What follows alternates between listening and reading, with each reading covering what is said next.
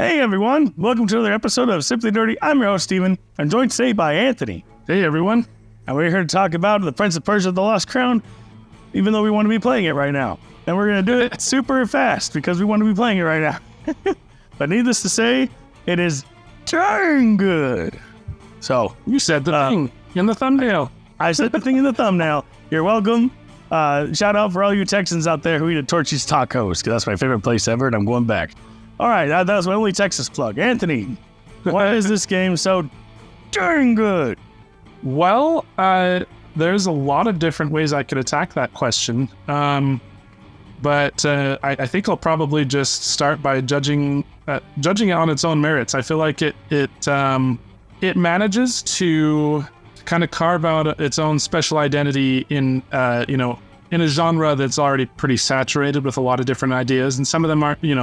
It's kind of easy to feel, I guess, a little derivative, but I felt like they managed to not do that. I feel like it feels like it has a very unique identity. And I'm not super far in the game yet, but I just got one of the new abilities, and the level of 4D chess that it allows you to start using is just kind of mind-boggling. And the type of stuff like puzzle solving you can do with it,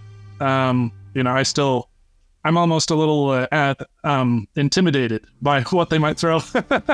Same, but it's just really cleverly made. The combat is really tight. It's not like too complicated, but it's basically one of those systems where it's easy to learn but hard to master. Yes, that's what's so beautiful about it. Yes. I thought they did a really good job. I feel like all the options they threw out there are pretty great. My thing when I'm, depending on the genre, of course, but, when it's a genre that I really love and I'm really into, like Metroidvanias, for example, I like to go straight to the hardest difficulty, and that's what I did. And the game's giving me a run for my money, and I love it. Sometimes it's a little, I love it a little bit less than at other times, but... Are you still playing it on Immortal mode? I am, yeah. Oh, dang. See, I went down one notch from you. That's still hard. Dang, man. But yeah, no, I just really love how hard it's pushed me to actually get good at the combat. Because some of the lower modes, you can kind of face tank anything, and that doesn't really require you to get good at the combat. And then with a system that's easy to learn but hard to master, it makes it look deceptively shallow when you're not forced by the game to get good. Right. But Immortal mode, oh man, it really helps me see just how many options there are with mix-ups and crazy long combos.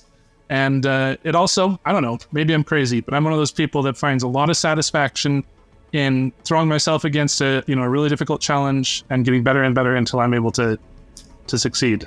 That's why I'll always love difficulty. And this one, it's near my, I think it's kind of close to my threshold. There's a couple times when I'm like, man, this is basically Dark Souls, 2D Dark Souls. It sure seemed like it when I tried it. Yeah, couple times there where I'm having the same sense of of nervousness, like, oh my gosh, I have no potions left, I've got a sliver of health, and I just need to make it to the next checkpoint, so I don't have to walk all the way back here, and and I don't care to admit how many times I still had to walk all the way back there. In some ways, I realized it's almost more punishing than Dark Souls, because in Dark Souls, when you die, you lose all of your souls, right? And then you have to go back to that same location to pick them up. And if you do pick them up without dying, then you get them all back. But, so there's a chance that you don't lose anything as long as you play carefully enough or skillfully enough. But in Prince of Persia, every time you die, you lose 10 time shards. And that doesn't seem like a large amount. But when you're dying constantly, there's no way to get it all back like there is in Dark Souls. You always lose 10. And I was like, oh my gosh, this game is kicking my butt. Because I'm never going to level up with all this stuff because I keep losing all my time shards. Oh, it's so good. I know. I like how brave they were with the top difficulty I like how many options they gave, and I like that they didn't make me wait to get to it. I love it when a game gives me the option right off the bat, and I've enjoyed myself. Don't lock it. Yeah, in the first playthrough, have it unlocked immediately. Yes, because this is what happens when you do. You get people like Anthony reviewing your game really well. That's what happens. Yeah, crazy people like me. No, but seriously, I echo everything Anthony just said. It's absolutely incredible. I love it. I cannot get enough of it. I want to play right now. But we need to make a video on it and show you our impressions before launch. Or at least on launch. On launch day is probably when this video is going up. Steven and I both invested in the deluxe edition because that's how impatient we are. Yes. I saw. Just give it to me, dang it. That's all I had to say. That free day early access. That's for me. Oh yeah. And this, I don't know about you, Anthony. I mean, we already have compared it to Metroid Dread, but yeah, after playing it, like, the similarities and the differences too are just beautiful. The screen capture functionality has already saved my butt a couple times. I love that so much. It's so nice. Give it to me, Metroid. God. Metroid, take notes on your own genre that you started. They've got to. They absolutely have to. It's so good. Yeah, I use it all the time. I'm always short on memory shards because I'm like always taking pictures. Yeah. Yeah. Well, maybe I won't say it's nice that they put a limit to it, but it makes you question yourself when you create one. Like, do I really need one here? Yes, I do. Okay, let's take it. A couple times when I've gone back through my map to be like, do I need this anymore? Oh, wow, I don't need that anymore. I don't even know why I took that picture. You know what? That's fair. Maybe the scenery just looked nice, okay? What do you think of the systems, Anthony? Because I think they're great. Yeah, you can level up your weapons. You can level up your bow. And the way you do it is great. You not only have to have money, but you also have to have this special ticket. I don't know what to call it. Yes. The silver Damascus ingot. The silver, yes, that one. It's just like, okay, I have to go collect things. I have to explore. I have to find these things so I can then get stronger. And I like it. I mean, I like exploring in Metroidvanias anyway, but yeah, it's just great. Sorry, I thought I cut you off. Go ahead. No, it's good. Yeah, I really think that they've got a lot of really good systems that feel... some of them feel really familiar, but kind of still with their own identity, and then others that are fresh and new. You already talked about the snapshot feature that I want in every Metroidvania for the rest of eternity kind of thing, from here on out. I really like RPG light elements, so, upgrading is really fun, although monsters keep making it so I don't have enough time shards to do it. Yeah. But...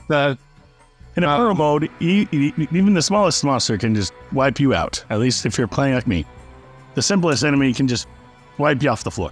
I mean, they hit hard. There's some enemies that they're just dinky little things you can take out in 3 hits, but they can also take you out in 3 hits. So, oh my God.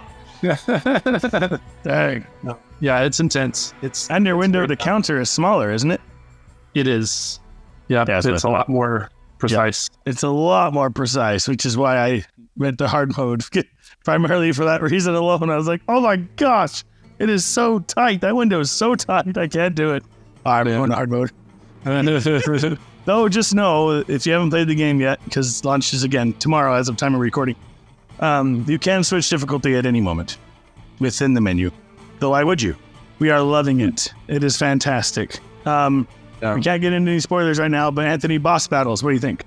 Yeah, no, the boss fights are really, really fun and challenging. They're not all created equal. There's some that are just kind of, damage sponges, I guess. But they're still, a nice challenge. And then there's others that are, a lot more intense, and, those I really enjoyed. I think it's really well made. I'll probably have a lot more to say when we actually do a full review, but basically, I just feel like it's they did a really good job of making it an all-around, really well-crafted game. Also, a shout-out, I mean, maybe I need to double-check my sources, but I heard that, Gareth Coker, who also did work on the Ori series. I understand he's the composer for this game, so basically stacked in every way. 'Cause that guy is good at composition. I'm really impressed with how much quality they brought to the table, and so it's one I highly recommend picking up. And I was going to say also, to your point, comparing it to Metroid Dread, I think everyone on our channel who's at least watched enough of our videos knows that we're very fond of Metroid Dread. I feel like it was a very big watershed moment, and in the genre in general.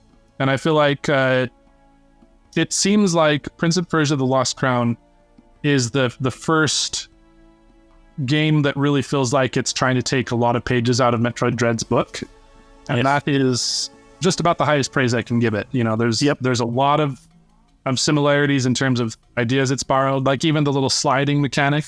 I don't know, that feels really familiar. The counter, there's just the really action-based gameplay.